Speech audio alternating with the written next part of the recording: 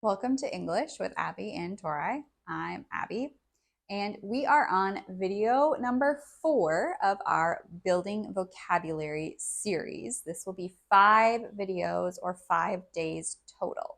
We started by talking about word families, and then we talked about nuance and connotation of words, and then we talked about word chunks, and now we will talk about reading.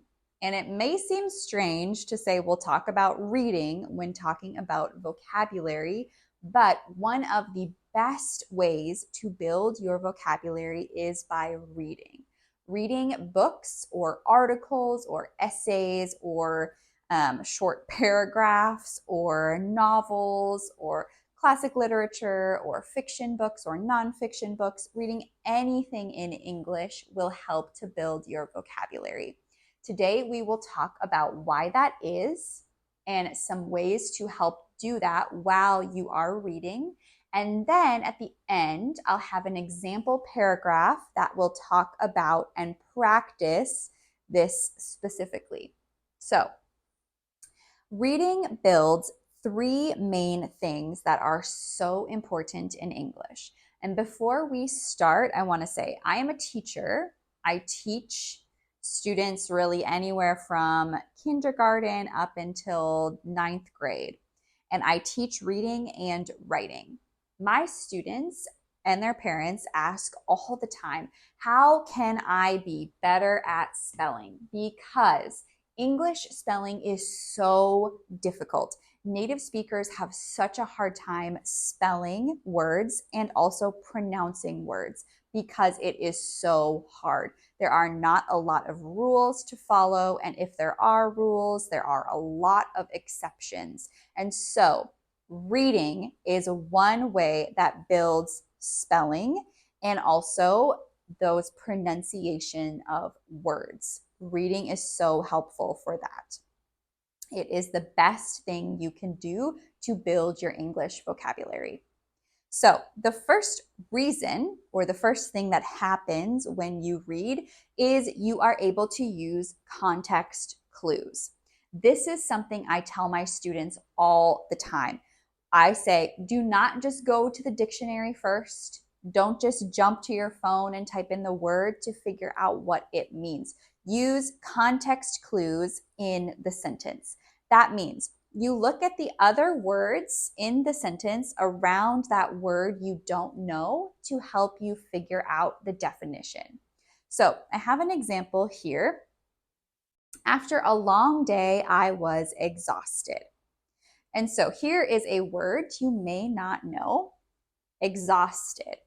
So instead of just going to the dictionary right away to see what this word means or using a translation app, look instead at the words in the sentence that you do know. After a long day. Okay, a long day probably means the person was out of their house for the whole day. Maybe they were working or traveling or driving or something. After a long day, I was exhausted. And so that probably means that they were tired. And so exhausted must mean something similar to tired. And it does. Exhausted means tired, but it's a deeper level than tired. It's very tired. Exhausted is just like you're depleted, you're drained, you just can't do anything else. Exhausted. And so that is how we use context clues to figure out a word that we don't know. Another thing that reading builds and helps with in the English language is natural usage of words and phrases. Because when you're reading, you see those word chunks like we talked about in the last video. And so you better understand how native speakers speak and how they use these phrases. For example, this phrase, make a mistake, that would be something that native speakers say, I don't want to make a mistake. Or, oh, I made a mistake yesterday. I have to go fix it. We don't say do a mistake or have a mistake. We say make a mistake. And this is a natural usage of these groupings of words. that is something that reading really helps with because you can see those groupings of words together and also how they are used in context. Again, with context. And so reading really helps understanding natural usage of words. And then it helps with better grammar and spelling. Better grammar and spelling. And so you see how words are placed together in sentences. Where is the subject? Where is the object? Where are the prepositions used? Where are those prepositional phrases? Where are the adjectives or the adverbs? Where are the periods and the commas for when you're writing? That's very important. How do we spell words? A big thing that helps with spelling words is reading. Seeing those words, knowing how to pronounce them correctly, and then understanding how they are spelled. This is very important for building that spelling because spelling is so hard in English. Like I said at the beginning, reading can really help with that. And so reading helps with these three things. Now let's talk about some things to read, how to read, what to read, and then after that, we'll go to our paragraph that we'll practice together. Okay, let's talk about what to read and how to build vocabulary while you are reading. So the first is to know really where you're at, which level of reading you are at.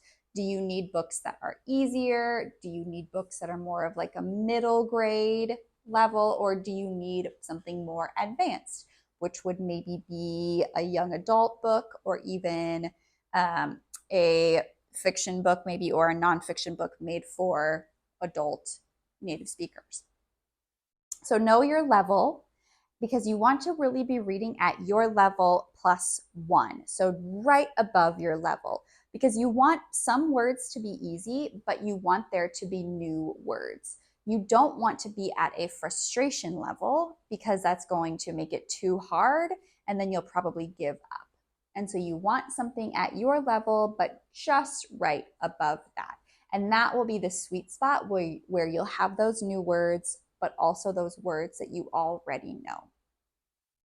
And then you want to practice reading extensive texts and intensive texts. Extensive texts are those longer texts like books, which could be literature, classic literature, could be like fictional books or nonfiction books, anything that interests you really, something that will hold your attention. You could read easy readers that are made for elementary students. You could read middle grade books. You could read young adult books, depending on what your level is. And then you also want to be reading intensive texts, which are those shorter texts like short stories, articles, poems, paragraphs, essays, all those shorter texts that you really could read in one sitting. And so you really want to practice reading both. And then when you come to a word you don't know, like I said at the beginning, don't go straight to a dictionary, but instead highlight and guess, which means you use those words around it to help you figure out what it means based on the context of the sentence. And then after you do that, you can go and double check. You can go check if you are correct or what the definition of the word is. And then when you do find new words in what you're reading, keep a word log. This means write down those new words that you learn while you are reading. This will help with definitions of words, it'll help build your vocabulary, and it will help with spelling too, which is so important in English, as I said. So these are ways to read what you should be reading, how you should be reading. Now let's do a practice paragraph where we practice all of these things, mostly the context clues that we talked about. Okay, let's practice with this paragraph. And if you want, you can pause and read it yourself and do what we just talked about, practicing finding those context clues, practicing finding those natural usage places, practicing grammar and spelling, and then come back and then we'll practice the context clues together. But I will read it and then we will practice finding some unknown words and using the context of the sentence to help know the definition. The sun was setting, painting the sky with brilliant shades of orange and pink. Anna walked slowly along the beach, enjoying the tranquil evening. She picked up a seashell and listened to the faint sound of the ocean waves as she walked away from the beach. I'll read it one more time. The sun was setting, painting the sky with brilliant shades of orange and pink.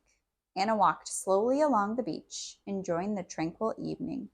She picked up a seashell and listened to the faint sound of the ocean waves as she walked away from the beach. Okay, I see 3 words in this paragraph that could be tricky to understand in this context. The first is here, brilliant shades of orange and pink.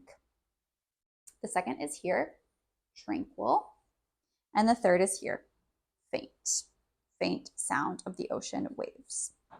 Okay, so the first, the sun was setting, painting the sky with brilliant shades of orange and pink. So you may have heard the word brilliant before, which means very smart. But if you look at the context of the sentence, that definition of this word does not fit. The sky cannot be smart the way a human is smart or brilliant. So we look at the context, painting the sky with brilliant shades of orange and pink. And so if we picture a sky with orange and pink and the sun setting, a beautiful sunset, that helps us know that brilliant could mean beautiful, because we know a sunset is beautiful when there are the shades of orange and pink, especially at the beach. And so here, brilliant could mean beautiful, and in this case, also maybe bright and beautiful. Brilliant here means bright and beautiful. Brilliant shades of orange and pink. Bright and beautiful shades of orange and pink. Okay, Anna walked slowly along the beach, enjoying the tranquil evening. Tranquil evening. So we think about what tranquil means, thinking about if it means maybe loud and crazy, or if it means peaceful. And if we look at the context, we see Anna is walking slowly along the beach. She's walking along the beach, maybe in the water, enjoying the tranquil evening. And so here that tells us, based on the context, that tranquil means peaceful. She's enjoying the peaceful and quiet evening. And then the final sentence, she picked up a seashell and listened to the faint sound of the ocean waves as she walked away from the beach. The faint sound. So the first context clue we have here for faint is that she's walking away from the beach, which means that the sound of the waves are probably getting softer and not so loud if she's walking away. And so here then, faint, the faint sound would mean soft, a very soft sound. If a sound is very faint, it's almost in the background, like you can barely hear it. So the faint sound of the ocean waves. Okay, so this is how we do context clues with words that could be tricky, and also why building vocabulary through reading is so important. So thank you so much for watching. I hope that this was very helpful. If you have any questions, please leave a comment and we will be sure to reply to you. And be sure to like and subscribe to our channel for more English learning videos. And we will see you in the next video.